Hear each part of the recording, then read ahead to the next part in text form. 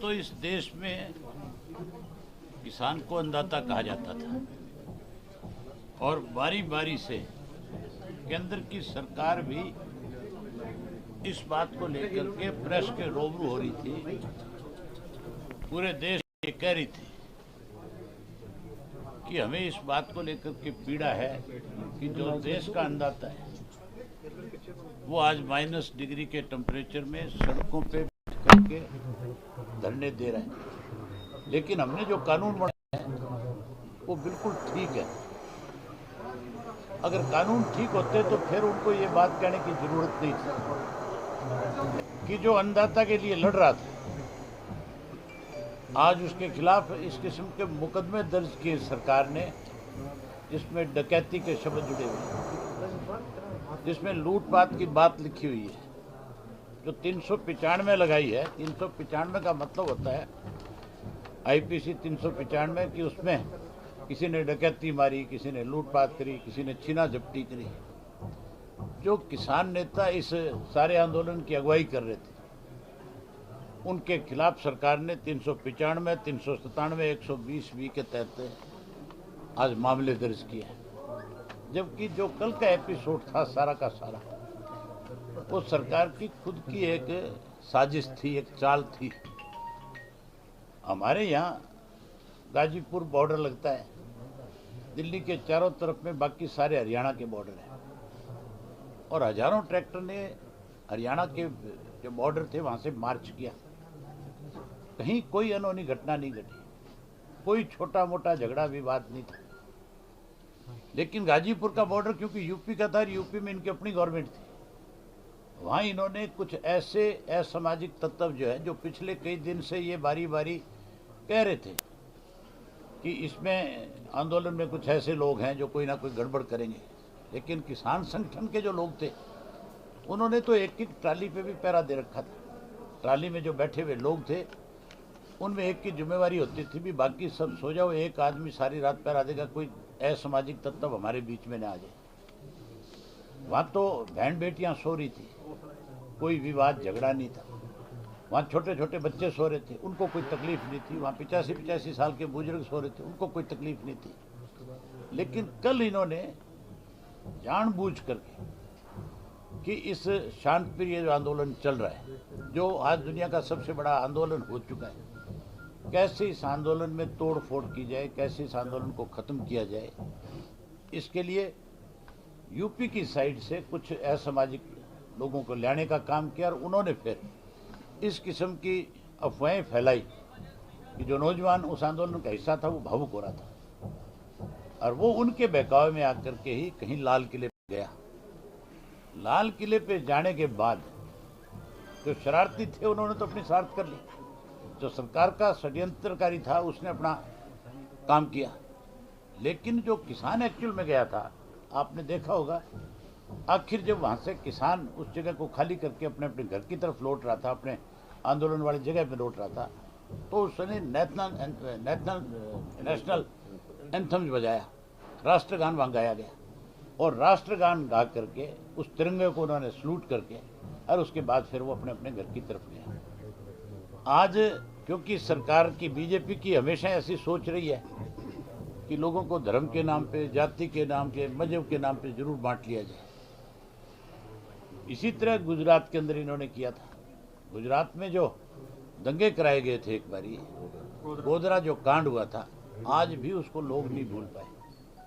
ये इसको गोधरा कांड क्या स्वरूप देना चाहते थे, पर मैं तो बधाई देता हूँ उन किसान सूरवीरों को जो वहाँ पे ट्रैक्टर यात्रा निकाल करके आए, सरकार को ये कह करके आए कि आप समय रहते अपने द्वारा बनाए गए 3 काले कानून वापस ले लो, अगर नहीं लोगे तो फिर हम लगातार इसी तरह से शांत तरीके से बैठ करके, शांत तरीके से मार्च करके, यात्राएं निकाल करके आपको इसके लिए हम आगाह कराते रहेंगे, आपको अपनी गलती का सुधार करने का मौका देते रहेंगे।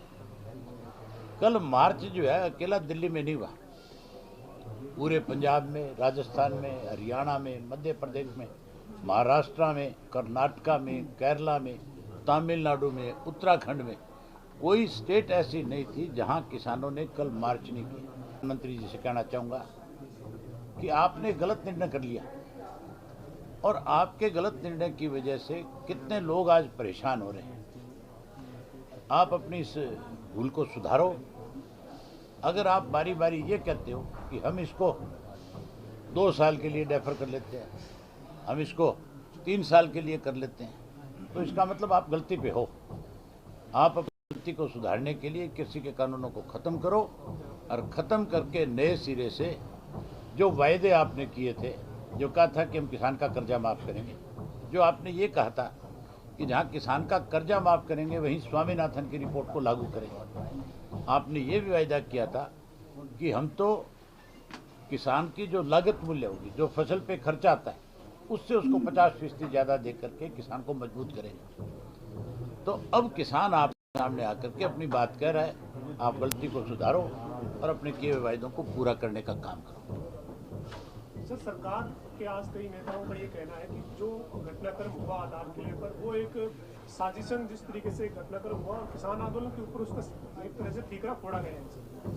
सरकार में बैठे लोगों का काम है, वो तो अपना पक्ष रखेगी, वो अपनी गलती को छुपाने के लिए लोगों पे आरोप लगाएगी। लेकिन आप सारे इस बात के लिए स्वयं जो है इसके साक्षी हैं, गवाह हैं कि 2 महीने हो गए हमारे बॉर्डर के ऊपर लोगों को बैठे।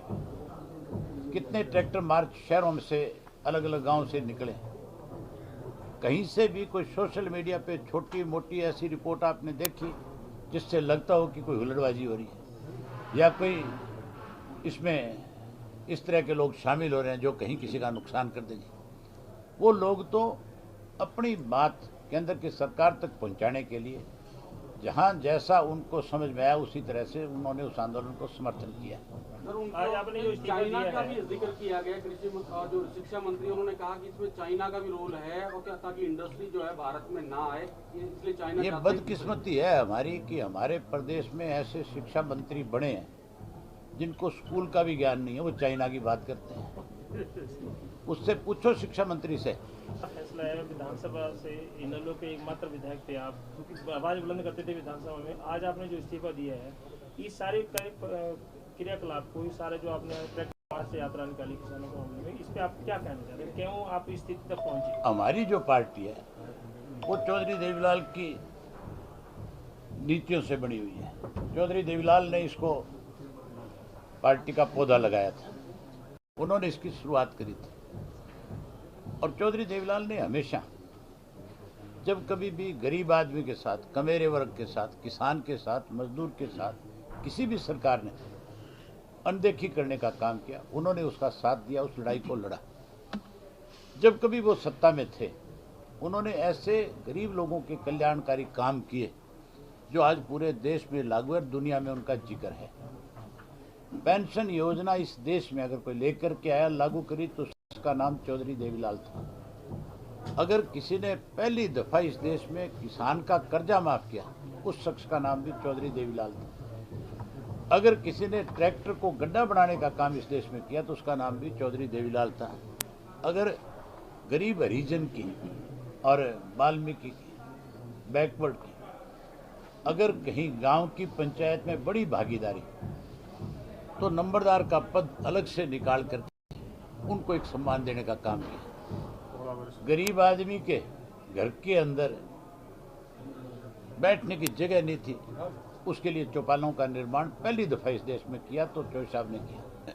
स्पीकर साहब ने क्यों नहीं मेरे इस्तीफे को उस वक्त ये कहा, फोन करके मुझे, या आपको नहीं बताया कि भी उनका इस्तीफा मेरे पास आ, अगर मैं इस इस्तीफे को वो नहीं 26 तक उनकी जो उन्होंने इसमें कंडीशन लगाई वो नहीं पूरी होगी तो मैं इस्तीफा मंजूर कर लूँ। उन्होंने मुझे कहा कि आप फिजिकली आकर के अपना इस्तीफा दो, इसलिए आज मैं स्पेशल अपना इस्तीफा उनको सौंपने के लिए आया था और मैं उनका आभारी हूँ कि उन्होंने मेरा इस्तीफा मंजूर किया। अन्य विधायक पहले जो है विरोध जता रहे थे। अब मैं आपको एक चीज और खोल के बता देता हूँ। अब मैं पूरे प्रदेश के अंदर अपना कार्यक्रम रखूंगा और उन हलकों में जाऊंगा विशेष रूप से जिनके 80-85% मतदाता किसान हैं। और वहां से किसी भी पार्टी का कोई भी चुन करके आए, वहां मैं लोगों से मिलूंगा और उनको इन कृषि कानूनों की सारी बात खोल करके बताऊंगा। और जो लोगों ने उन हलकों में खास करके जाऊंगा जिन्होंने जाके किसान के साथ खड़े होकर के फोटोएं खिंचवाई और जिन्होंने ये कहा था कि हम आपके लिए त्याग पत्र दे देंगे, अब कहूंगा कि समय आए और वो त्याग पत्र दें। अगर किसान के हितैषी है, अगर किसान की लड़ाई लड़ना चाहते हैं, अगर किसान के साथ न्याय कराने की बात है, तो फिर ऐसे लोगों को इस्तीफा देना चाहिए। और खास करके उन लोगों को जो चौधरी देवीलाल की फोटो लगाते हैं, या तो वो चौधरी देवीलाल की फोटो लगानी छोड़ दें, अगर नहीं छोड़ते हैं तो फिर उनको इस्तीफा देना चाहिए।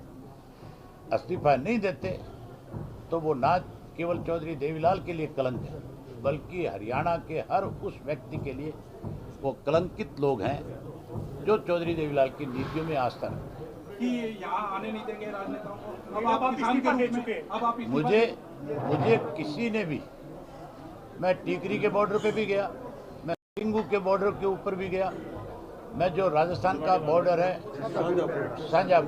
शाहजहाँपुर भी गया और दूसरे पे भी, दोनों पे गया, पलवल भी जा गया।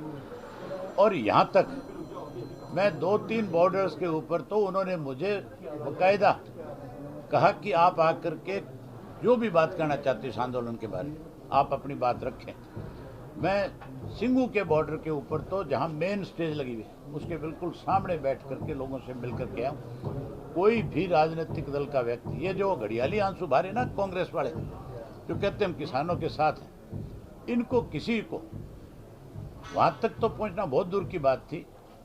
ये तो भूपेंद्र सिंह हुड्डा जी तो किसी में गए ही नहीं एक में, और वो गया था वो अपना क्या नाम है उसका, दीपेंद्र, वो गया और उसको जब किसी ने नज़दीक नहीं फटकने दिया तो एक जगह कोई हरियाणा के लोग लंगर लगा के बैठे थे, रोटियां बना रहे थे, ये वहाँ जा कर के रोटियां बनाने लग गए। इसने रोटी भी ऐसी सेक दी वो भी जल गई, इसको तो रोटी भी नहीं सेकनी आई, गया तो रोटी सेकने था पर उसने फूंकी आया। अभी जी आपने जो बड़ा ठीक है, बहुत धन्यवाद। नमस्कार दोस्तों, मैं हूं आयुषी गुप्ता। अगर आपको हमारी यह वीडियो पसंद आई हो तो लाइक करें, कमेंट करें और शेयर करें।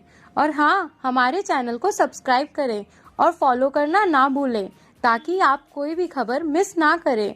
तो जुड़े रहिए हमारे साथ और देखते रहिए News 17 हिंदी।